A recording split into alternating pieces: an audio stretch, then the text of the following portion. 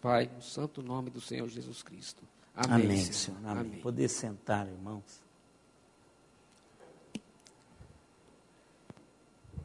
Nós estamos, irmãos, conversando sobre 1 Coríntios, capítulo 1.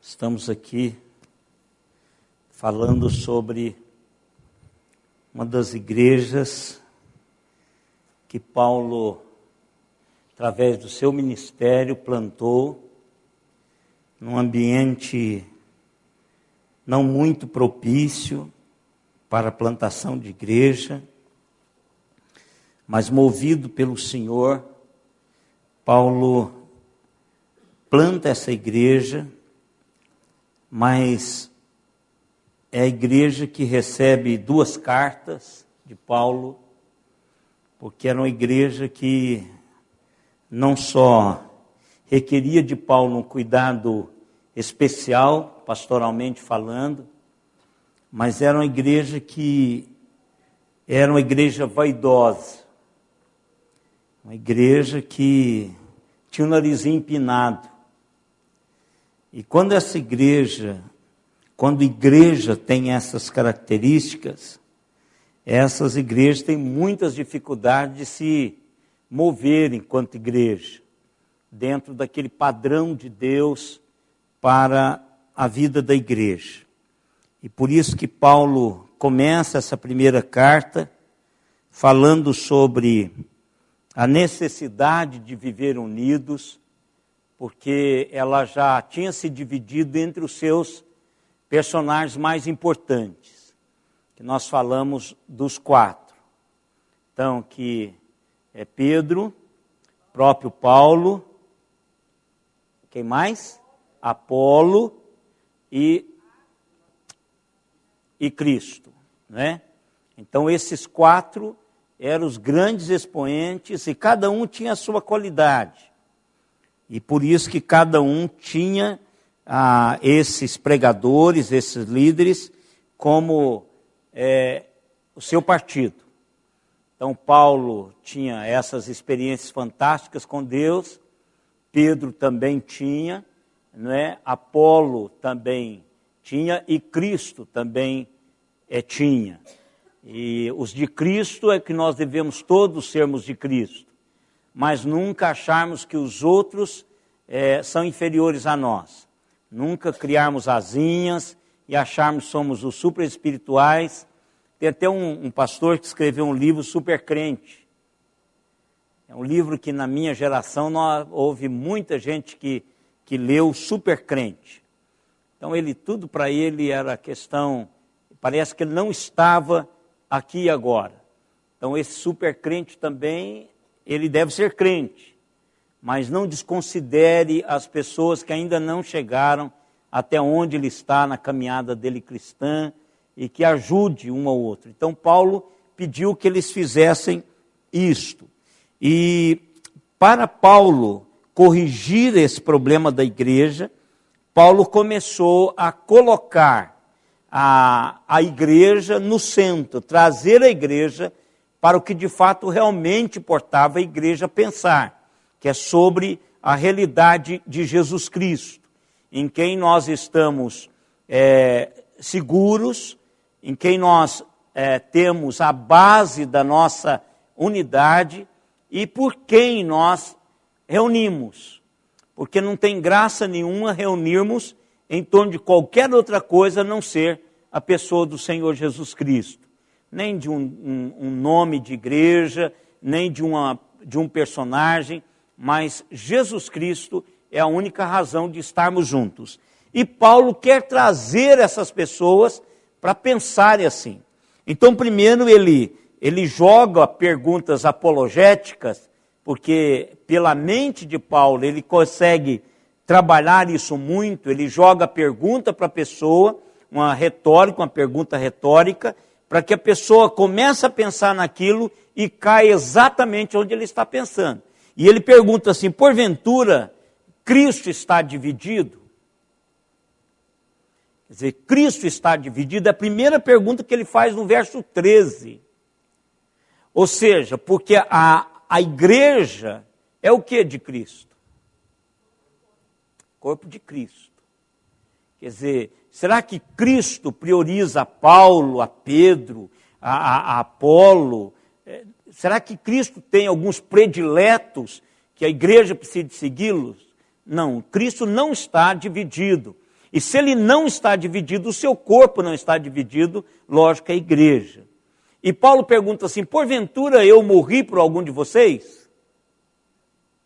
E essa é uma pergunta fantástica, irmãos. Por mais dedicados que sejamos, nós não fizemos nada e não somos nada. Jesus Cristo sim pagou o preço alto por mim e por você. Então Paulo termina trazendo a igreja para esse centro, dizendo, ó, nenhum servo passa de se ser servo. Somos todos servos do Senhor Jesus Cristo. E eu tenho um amigo que dizia sempre, o Mané da Cida, a ler. Ele dizia assim, o importante na igreja é não ser importante. Como isso é importante? Quer dizer, porque todos nós somos servos. E é isso que Paulo começa a trazer para a igreja de Corinto. E quarta-feira passada, nós falamos que Paulo é o que ele é através da cruz de Cristo. Então, quem nós somos, só somos por causa da cruz de Cristo. A posição que nós ocupamos no corpo de Cristo, só ocupamos essa posição por causa de Cristo. Então, Jesus que Paulo mostra, começa a trabalhar isso, ele faz isso até o final do capítulo. Ele transmite essa realidade até o final do capítulo. É o que nós falamos quarta-feira passada. E terminamos com o verso 30.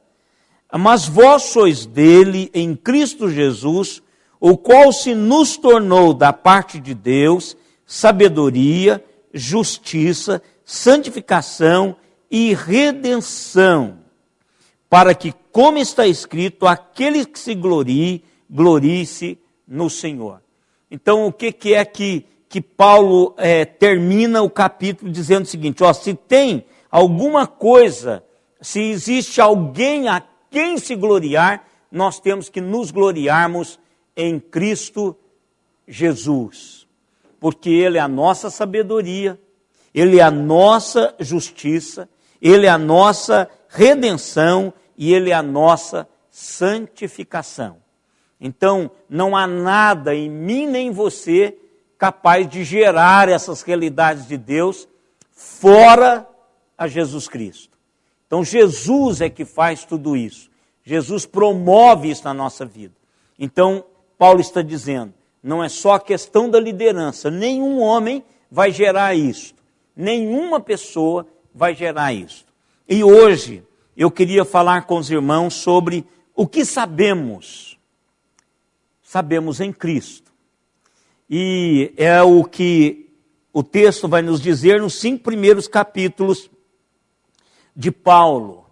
Aliás, os 5 primeiros versículos do capítulo 2, mostrando a realidade da vida de Paulo.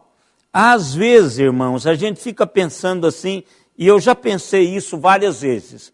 Hoje eu já não faço isso mais.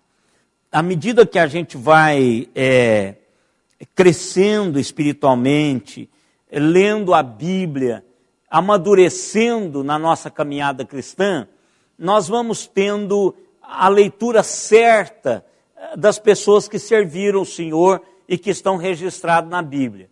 Por exemplo, na escola bíblica dominical, a gente aprende que Sansão é um herói, Davi, esse negócio todo. A gente vai crescendo espiritualmente, amadurecendo, nós vamos entendendo que esses camaradas, eles são tão ordinários, não é imprestável não, é comum, como eu e vocês. Apenas tiveram um chamamento especial, mas tão gente quanto eu e vocês, tão dependentes de Deus quanto eu e vocês, tão propensos a errar quanto eu e vocês. Então, isso é amadurecimento. E nós vamos entendendo a vida dessas pessoas, e aí nós vamos aprendendo com eles de que Deus usa pessoas ordinárias, pessoas comuns. Deus usa essas pessoas para que a glória não seja dessas pessoas, mas de Deus. Então, quando olho para Paulo, eu olhava para Paulo assim, aquele gigante, principalmente quando nós vamos ver as viagens missionárias de Paulo. Como esse camarada aparenta assim, destemido, corajoso, um super-herói que foi espancado, apedrejado e ainda permanecia de pé. É um herói ou não é um rapaz desse? Herói. A impressão que dá é essa. Quer dizer, ele é maltratado, foge de um lugar, corre para outro, apanha, aí é apedrejado, ri-se da cara dele, e a gente fala, puxa, esse é um camarada tremendo. Mas quando nós caminhamos, irmãos, com Paulo, a gente vai observando que Paulo não se coloca assim, como herói. Vocês imaginam, qualquer um de nós pastores, pode ser presbiteriano, batista, de qualquer denominação, se for picado por uma serpente num zoológico e aí permanecer em pé, sacudir a serpente assim, você já imaginou o ibope desse camarada que na televisão, no Jornal Nacional, na mídia internacional, no outro dia, na hora, no tempo real, a igreja ia lotar, só para tocar nesse camarada, só para dizer, eu quero pegar esse poder. Esse camarada chama Paulo. Você fala, como pode? O camarada é picado, os nativos ficam olhando para ver ele cair durinho, ele não cai, aqueles nativos ficam abismados de ver se é um Deus que está entre nós. Naufrágios. Pensa, irmãos, o navio, ele debulha, o navio debulha. E ele disse, ninguém vai morrer, ninguém morreu. Além de tudo, é um vidente. Pensa nisso. Conta isso para um dos nossos filhos pequenos, eles vão considerar, Paulo é o meu herói. Paulo é o meu herói. Mas quando a gente começa a ler a palavra de Deus, irmãos, vocês vão encontrar tudo isso lá em Atos, 2 Coríntios 11, Atos capítulo 28, a gente vai colocando isso. Mas como é que Paulo se apresenta? Vamos ler os 5 primeiros versículos de 1 Coríntios capítulo 2. Eu vou ler o primeiro, os irmãos o segundo, depois eu leio 3, o irmão quarto, e leremos juntos os 5. Eu, irmãos, quando fui ter convosco, anunciando-vos o testemunho de Deus, não o fiz com ostentação de linguagem ou de sabedoria.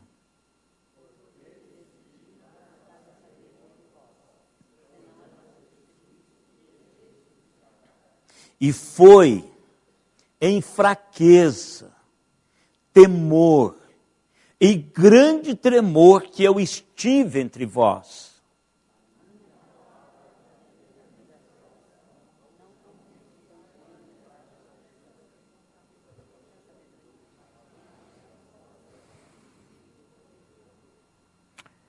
Para que a vossa fé não se apoiasse em sabedoria humana, e sim no poder de Deus. Irmãos, o próprio Paulo aprendeu uma lição tremenda. Vocês se imaginam Paulo pregando uma mensagem que não tivesse a centralidade, a simplicidade da cruz? Em linguagem simples. Vocês imaginam Paulo fazendo isso? O reverendo Adi Salum, ele é professor de homilética, não é mais. Professor de homilética do Seminário Presbiteriano do Sul, Campinas. E a conta, e esse conto não é um conto, é um fato verídico. Diz que lá na classe de homilética dele, tinha um pregador muito altivo. E tem mesmo essas pessoas do seminário. Eu mesmo tive no meu tempo vários deles. E diz que quando esse rapaz foi pregar, todo mundo esperava que ele pregasse aquela mensagem. Porque é como qualquer outra faculdade.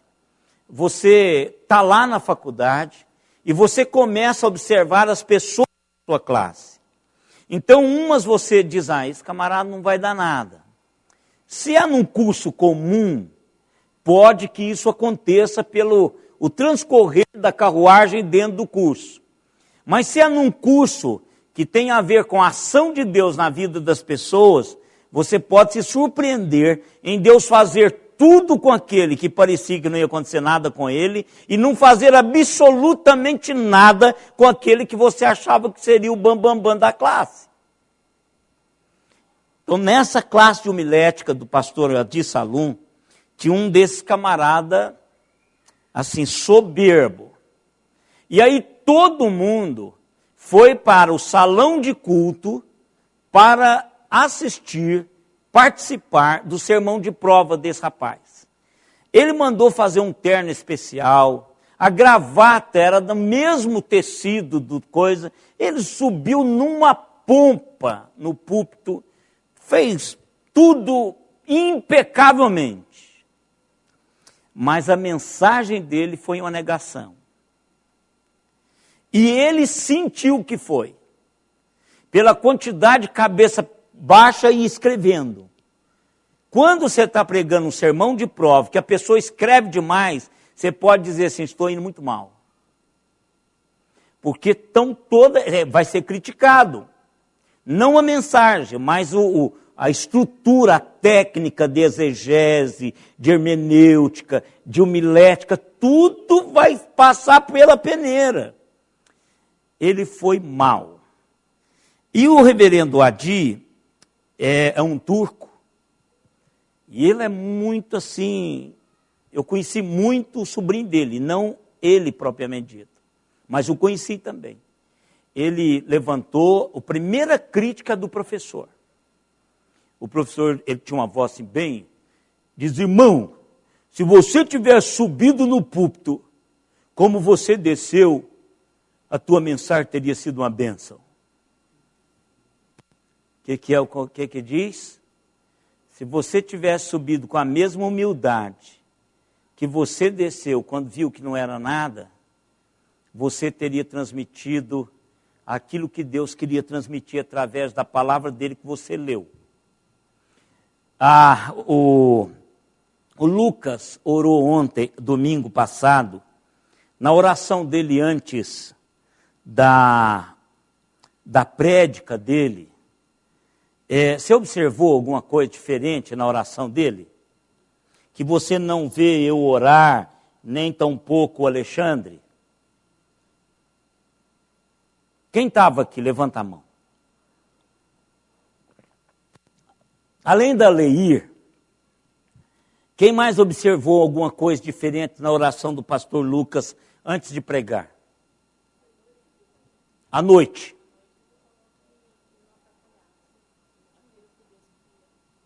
Exatamente. Mais de uma vez. Ele disse que eu não atrapalhe.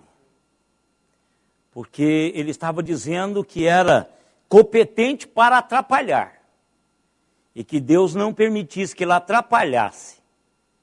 Que Deus o usasse, que ele pudesse... E à medida que ele... Uma vez que ele quis colocar o conhecimento dele, ele começou a atrapalhar a mensagem. É isso que a gente precisa aprender com Paulo. Quando foi que Paulo também deixou a simplicidade da cruz e levou na cabeça. Você nunca tinha pensado nisso, né? Esse texto aqui acontece quando? Aí você precisa saber da história,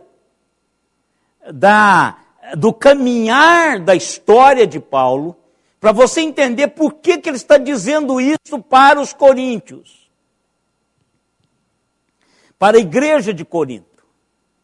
Quando foi que Paulo rebuscou o seu conhecimento e deu para alguém assim, olha, sabe, eu sei tanto quanto vocês sabem, do que vocês sabem. E no final da mensagem dele, foi uma negação. Quando foi isso? Quando Paulo estava em Atenas. Ele citou os escritores, ele falou sobre os filósofos, ele filosofou, ele falou um punhado de coisas assim, ao nível de quem ele estava. Não está errado isso. Entenderem que ele sabia.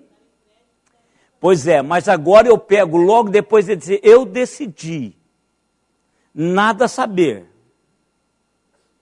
entre vós, a não ser a cruz de Cristo.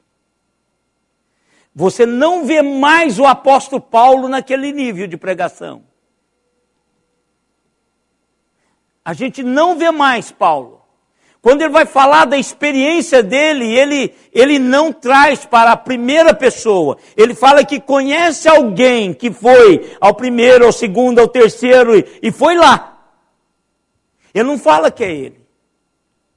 Ele diz, eu não sei se foi arrebatado, eu não sei de verdade o que aconteceu.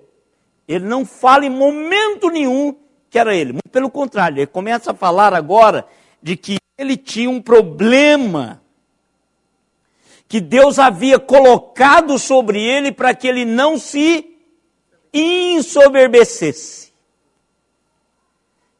Paulo agora, irmãos, está dizendo para a igreja da experiência pessoal dele com Deus.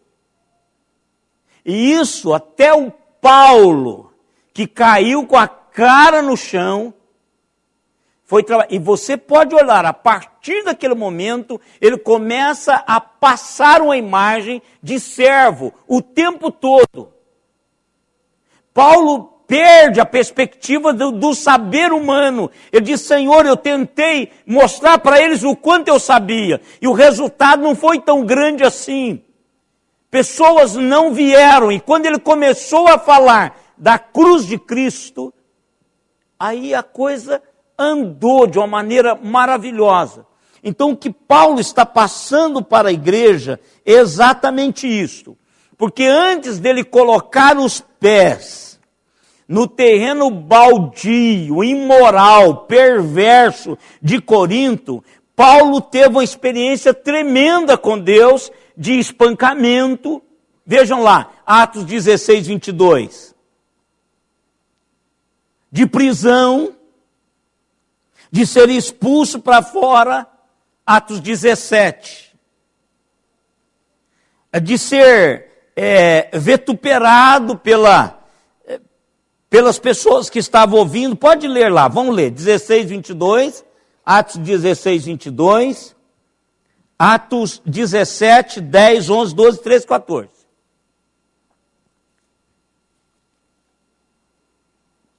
Levantou-se a multidão, unida contra eles e os pretores, rasgando-lhes as vestes, mandaram açoitá-los com varas.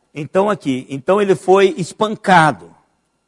Foi espancado por causa da mensagem do Evangelho.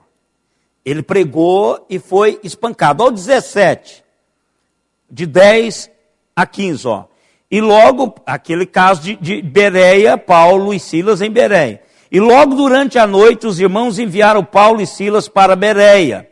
Ali chegando, dirigiam-se à sinagoga dos judeus. Ora, esses de Bereia eram mais nobres, tal, porque de Tessalônicas, pois receberam a palavra com toda avidez, examinando as escrituras, tudo para ver se as coisas eram de fato assim. Com isso, muitos deles creram, mulheres gregas de alta posição, e não poucos homens. Mas logo que os judeus de Tessalônica souberam que a palavra de Deus era anunciada por Paulo também em Bereia, foram lá excitar e perturbar o povo. Então os irmãos promoveram, sem detença, a partida de Paulo para o lado do mar, porém Silas e Timóteo continuaram ali. Os responsáveis por Paulo levaram-no até Atenas e regressaram trazendo ordem a Silas e a Timóteo para que mais depressa possível fosse ter com ele. Ou seja, ele fugiu. Por quê? Porque ele pregou o evangelho. E qual foi o resultado desse pregar simples do evangelho? Pessoas de alta posição se converteram. Olha que coisa interessante. Pessoas de alta posição se converteram. Agora ele chega lá e esnoba o conhecimento dele. Ele era culto, irmãos. Paulo era um rabino. Mas o que ele fala agora para a igreja de Corinto é que ele decidiu. Olha o verso. Eu, irmãos, quando fui ter convosco, anunciar-vos o testemunho de Deus, não o fiz com ostentação de linguagem ou de sabedoria. Ou seja, eu não esnobei. Eu não esnobei. Eu não quis passar aquilo que eu sabia. Eu tinha um colega que ele procurava as palavras mais difíceis no dicionário para pôr no sermão dele. Ele começou uma vez, um dos sermões dele diz assim, para não conspurcar as vossas mentes, conspurcar. Aí todo mundo perguntou assim, o que é esse negócio? Eu já disse aqui para os irmãos, a Aleir conheceu esse irmão, o pastor João Campos. Pastor João Campos, ele é da Igreja Batista, e ele tinha um culto toda segunda-feira, eu já contei isso aqui para os irmãos, toda segunda ele tinha um culto na primeira igreja batista no Recife, na igreja lá na Conda Boa Vista, centrão. E ali entravam pessoas de gravata, tudo, porque ele era muito famoso, ele tinha um púlpito, ouvi-lo era um prazer, tanto para a alma quanto para a cabeça, porque ela era simples, mas profundo. E eu fui pregar lá. Ele escolhia lá, conversava com o pastor de homilética, e ele nos levava. O bom é que ele nos levava depois para tomar um café suculento. Era diferente daquele café de pão amanhecido lá do seminário. É suculento mesmo, é fruta, aquele café farturento do nordestino que eles têm lá nos hotéis, etc. Mas eu usei uma expressão, eu falei sobre hoje é o contrário. Se eu falar, as pessoas vão achar ruim, achar até que eu sou meio analfabeto.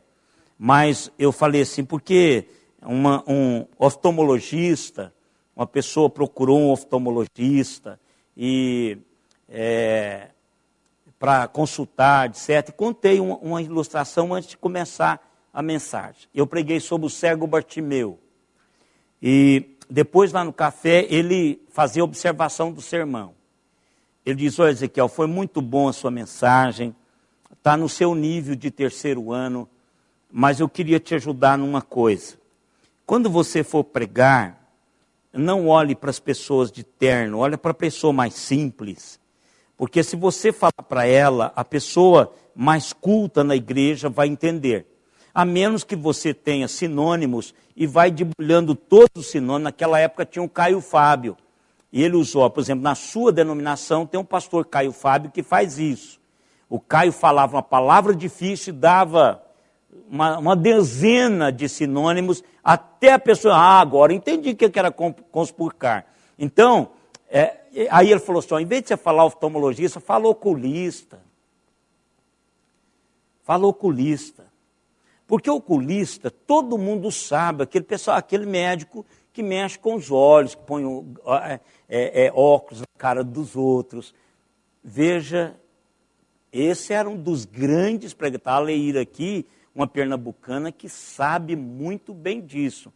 O reverendo João Campos, ele era convidado para grandes celebrações devido à sua capacidade de prédica no Nordeste. Até na nossa igreja mesmo em Caruaru, ele foi convidado várias vezes pela sua prédica. E não tinha barreira denominacional. Ele estava em toda, falou exatamente isso. E Paulo está dizendo para mim e para você que assim deve ser.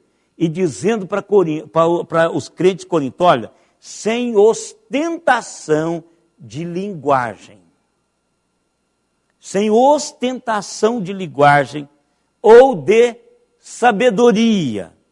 Porque decidi, olha que fantástico, não que ele não tivesse a sabedoria humana, não que ele não tivesse um vocabulário rico para dizer com quem quisesse, ou para quem quisesse ouvir, palavras difíceis, mas ele está dizendo assim, ó, porque eu decidi nada saber entre vós, senão a Jesus Cristo e este crucificado. Eu me lembro também, irmãos, do Chiquinho, o pastor Francisco Leonardo, que foi reclamado no meu primeiro ano. Claro que essa discussão era de peixe grande. É que foi dito que o pastor Chiquinho, no culto dele, que o reitoria tinha um culto por mês. Era o culto que ele pregava e dava os avisos da reitoria do seminário. E disse que ele pregava muito raso. Diz que a pregação dele é porque o ensino dele é um ensino simples mesmo, o reverendo Francisco Leonardo. Aí na outra vez ele pegou difícil. E a pergunta dele foi o seguinte, falou vários idiomas. Vários idiomas. Pensa se eu nunca vi uma exposição técnica e profunda, com vocabulários assim tal. E aí ele disse assim, os irmãos entenderam alguma coisa? Não venha me dizer que os irmãos entenderam. E aí vem a pancada. Porque diz, nós somos chamados dulos para sermos escravos. Passava a mão no chão. Então, Paulo está dizendo a mesma coisa. Não que eu não tenha uma linguagem, nós vimos na mensagem que ele pregou em Atenas. Ele tinha. Ele era um rabino. Não que ele não tivesse sabedoria humana, mas ele está dizendo que ele decidiu que ele iria anunciar única e exclusivamente a Jesus Cristo, o crucificado. Essa seria a mensagem central da vida, aliás, do apóstolo Paulo. Ele não estava expressando uma falsa modéstia. Ele estava, de fato, dizendo para eles, olha, eu estou aqui em fraqueza, eu estou aqui em temor, e eu estou aqui em grande tremor entre vós. Com tremor e temor. Você sabe o que é esse tremor? E esse temor? Tremor e temor. O que significa, irmãos? A gente fala muito nisso, você sabe o que é isso? Temor, respeito extremo. E tremor.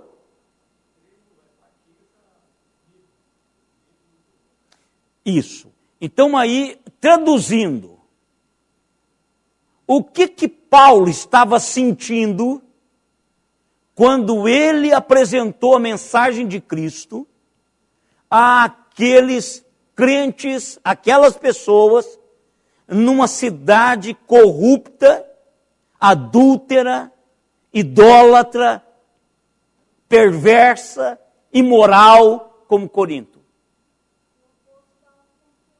Hein? O oposto da autoconfiança. Sabe o que isso significa, irmãos? É o mesmo que traz lá em Efésios 6:5. Leia lá. Para eu entender esse tremor e temor, eu tenho que ler Efésios 6:5. Porque esta é a visão que Paulo está passando para a igreja de Corinto. E passando para mim e para você hoje, para a igreja de Araraquara. E para todos quantos estão nos ouvindo via internet.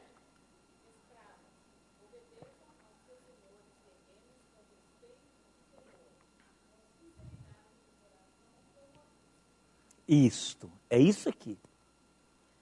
Escravos, obedeça o seu Senhor com tremor, temor, sinceridade de coração, como você faz com o Senhor. Ou seja, como um escravo que sabe o que fazer para agradar o seu Senhor e faz temendo que ele não faça direito, mas com tanta sinceridade que ele sabe que está fazendo direito. Entenderam? É isso que Paulo está dizendo para eles. Estive aí, em Corinto, como escravo. Escravo do Senhor Jesus Cristo, que é o meu Senhor, e eu fui aí com fraqueza, com temor e tremor, de nada dependendo de mim, mas com a única sinceridade de coração em agradar ao meu Senhor, servindo vocês. Gente, aquele povo da igreja gloriosa de Corinto, que todo mundo esnobavam até na Santa Ceia. Até na Santa Ceia, a gente levava comida e comia e bebia, alguns ficavam sem comer. Esnobavam. Era uma igreja gloriosa. Paulo está dizendo, olha, não é assim. O poder de Deus aperfeiçoa-se na fraqueza. Se você quer ser usado por Deus, então seja servo.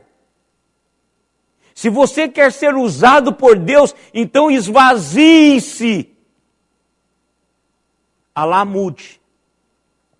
Vasilha vazia e furada debaixo da fonte. Já tiveram essa experiência? Ela permanece cheia. Ela permanece cheia.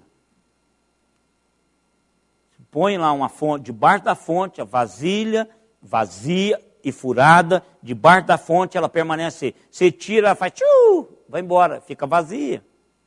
Então Paulo está dizendo o seguinte, que se nós quisermos ser usados por Deus, ele está dizendo, vocês estão numa cidade estratégica, vocês podem exportar voluntariamente, sem fazer muita força, o evangelho para outros continentes. Agora, vocês precisam de baixar a bola. Precisa de deixar essa arrogância de lado.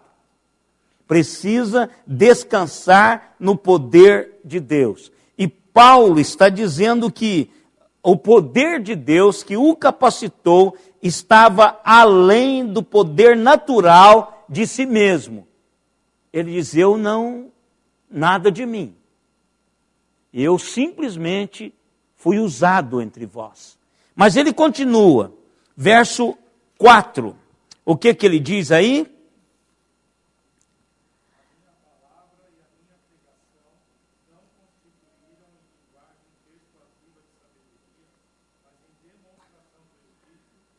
Olha que coisa fantástica. Não consistia em linguagem persuasiva de sabedoria, mas em demonstração do Espírito e de poder. Ou seja, a mensagem que o apóstolo Paulo estava pregando era uma mensagem que tinha resultados.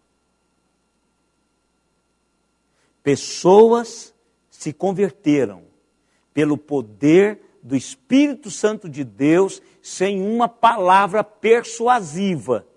Ele não usou, ele simplesmente falou sobre a cruz de Cristo. Sobre a cruz de Cristo. Ele pregou sobre a cruz de Cristo. Paulo anunciou sobre a crucificação de Jesus, a importância da morte de Jesus na cruz. Eu li essa semana, irmãos, até eu escrevi porque não é um escritor que eu tenho o costume de ler, é John Hutton. Ele conta a história de uma pessoa que se converteu e no meio ele ele usa lá, vivia dissolutamente em bebedice, mulheres. O salário dele mal chegava em casa quando recebia. E ele se converteu. E aí, aonde ele trabalhava, as pessoas faziam chacota com ele. Eu não acredito, você não vai conosco? Não vou, eu entreguei meu coração para Jesus. E de tanto ele falar isto, eles começaram a intensificar sobre ele para ver se ele de fato tinha convertido mesmo. Mas essa não era a intenção de fortalecê-lo, era a intenção de derrubá-lo. E um diz assim: eu não acredito que você consegue acreditar nos milagres da Bíblia. Por exemplo, aquele da água transformar em vinho. Que absurdo aquilo, a gente fica bebendo vinho, a gente sabe que é uma fermentação, é da uva, não tem que, mas da água, você acredita nisso? Ele diz, olha, para vocês que não conhecem o Deus que eu passei a conhecer, na época que eu estava onde vocês estão, eu também não acreditava. Mas deixa eu dar um exemplo da minha vida. Lá na minha casa, convergiu, transformou o vinho, a cerveja, a pinga, em mobília, em roupa para minha família, em comida boa para a mesa, para minha mesa. Esse negócio da água com vinho lá, eu acredito que foi, mas lá em casa foi diferente. O vinho foi transformado em móveis para minha casa, transformado em comida para minha família, investimento para minha família. Isso eu posso dizer para vocês. Paulo diz o quê? Ele poderia ter feito uma apologética, irmãos. Não é o que a gente faz muitas vezes? Vocês já viram aqui, pastor aqui ouve muito isso. Sabe aquelas mães coruja que sabe que o filho está se perdendo, indo para o inferno, mas ela não consente porque ela quer que o filho continue crente, mesmo quando ele não é? Ou vocês nunca prestaram atenção nisso? Pastor, olha, o meu menino, ele não vem à igreja não, o senhor sabe que ele não vem à igreja. Mas o senhor acredita que ele evangeliza o pessoal lá da empresa? Você quer enganar quem? Como? Com a apologia do Evangelho? Paulo está dizendo que isto não funciona. Paulo está dizendo que não foi isso que ele fez em Corinto. Ele está dizendo que ele diz, a minha palavra e a minha pregação não consistiam em linguagem persuasiva de sabedoria, em lógica. A minha mensagem foi pregada através de demonstração do poder do Espírito Santo de Deus, ou seja, transformação de vida. O próprio Paulo poderia se apresentar, e eu tenho certeza que ele fez isso várias vezes, porque ele contou a experiência dele várias vezes. E não tinha um no Império Romano que não conhecia o apóstolo Paulo, ou não conhecia Paulo, ou Saulo. E depois também Paulo, que ficou conhecido. Como nós falamos no domingo a quarta-feira passada, o pequeno. Paulo significa pequeno. Nós não sabemos quem pôs o nome nele de Paulo. Ou se foi o Saulo traduzido para que todo mundo entendesse. Mas é pequeno. Ninguém. Ele diz que era como ele tinha despido de todo o seu conhecimento. Considerou tudo isso como o quê? Refúgio. Perdido por causa da sublimidade do conhecimento de Cristo Jesus. Então, Paulo está dizendo para mim e para você, que se nós quisermos que as pessoas presta atenção no que nós estamos fazendo, a cruz de Cristo deve ser o centro da nossa conversa. E sem apologia, com a vida, com demonstração do Espírito Santo e do seu poder a cada dia. Olha o que ele termina. Para que a vossa fé não se apoiasse em sabedoria humana, e sim no poder de Deus. E eu fico pensando aqui, irmãos, a mensagem de Paulo não foi simplesmente a crucificação. Paulo falou também sobre a ressurreição. Mas, naquele momento particular da igreja de Corinto, a igreja de Corinto precisava abraçar mais a humildade da cruz do que o tom triunfante da ressurreição.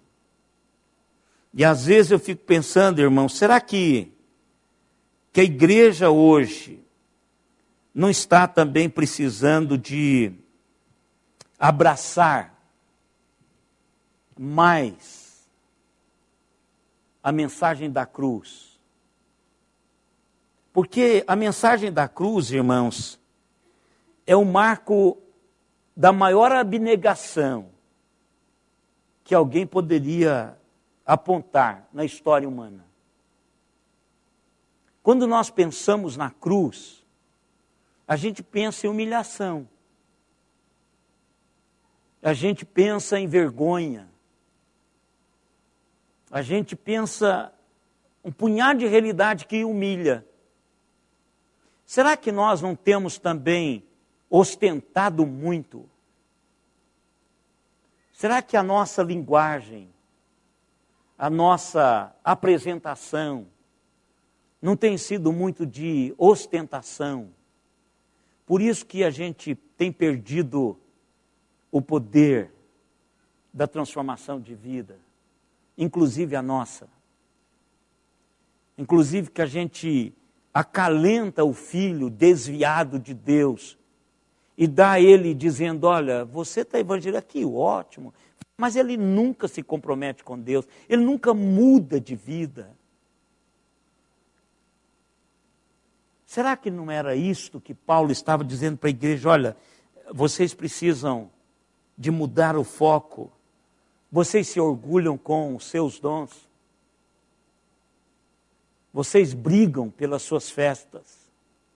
Vocês disputam quem é o melhor, quem veste melhor, quem fala melhor, de quem que é o grupo que você pertence. Se o pregador teve mais experiência com Jesus, olha, de quem eu gosto, meu ídolo, andou sobre as águas.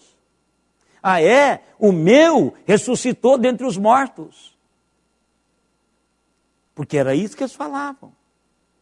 Ah, o meu é o melhor orador que tem. Você já viu ele falar as palavras gregas que ele usa? Ele põe todo mundo calado, tem uma habilidade de falar. Não, o meu teve experiências tremendas.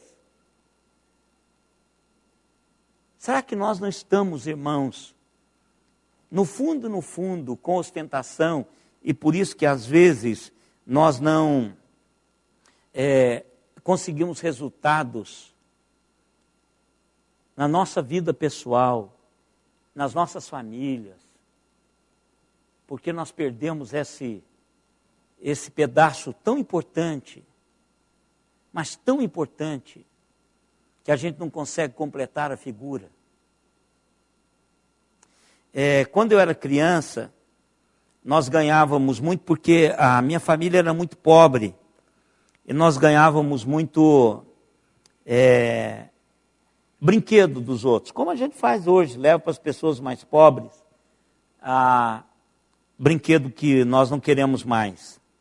E nós ganhávamos muito, até um tempo desse eu tinha esse quebra-cabeça. Eu acho que isso deve estar nas minhas coisas que ficaram para trás lá na minha mãe. Mas eu tinha num saquinho assim, as minhas meninas brincaram com eles alguma vez. Eu tinha um quebra-cabeça grande, mas faltavam muitas peças. Muitas peças. E algumas dessas peças eram muito importantes, a gente não definia o que era. Tinha muita coisa. Mas algumas peças do quebra-cabeça nós não tínhamos. Será que o que está faltando na minha e na sua vida, na vida da igreja, não é essa parte importante de poder e ação do Espírito nas nossas próprias vidas, transformando-nos para que as pessoas possam entenderem por que nós cremos? Não numa apologia do batismo, da soberania, etc., mas de uma vida com Deus. Na cruz, Jesus deu-se a si mesmo completamente por nós. Na cruz, nós nos entregamos completamente a Ele. Todas as nossas realizações, todo o nosso intelecto, toda a nossa suposta justiça, nós depositamos aos pés da cruz. E quando fazemos assim, irmãos, o conflito pode surgir quando nós pensamos apenas em nós mesmos. Mas igualmente é verdade que o conflito desaparece quando estamos pensando apenas na cruz. Quando nós voltamos para a cruz e abrimos o nosso coração em abnegação, abrindo dos nossos direitos diante de Jesus, os nossos conflitos acabam. Conflito é gerado quando nós puxamos para nós mesmos, para a nossa latinha, a sardinha. Né, Richard? E como foi que eu comecei esse estudo quarta-feira passada, irmãos? Eu quero terminar do mesmo jeito. O que foi que eu falei logo no início que eu comecei a mensagem quarta-feira passada? Irmãos, eu estou fazendo alguns exames que eu estou esquecendo. Agora eu acho que esse negócio é genérico. Se você não lembrar o que eu comecei quarta-feira passada sem ler nas suas anotações, eu acho que não é só eu não, porque eu me lembro. Como que eu comecei?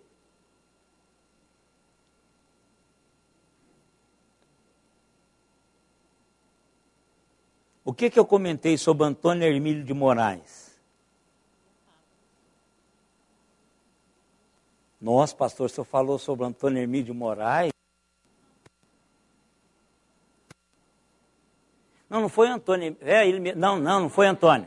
Não, eu vou falar amanhã, eu vou falar domingo.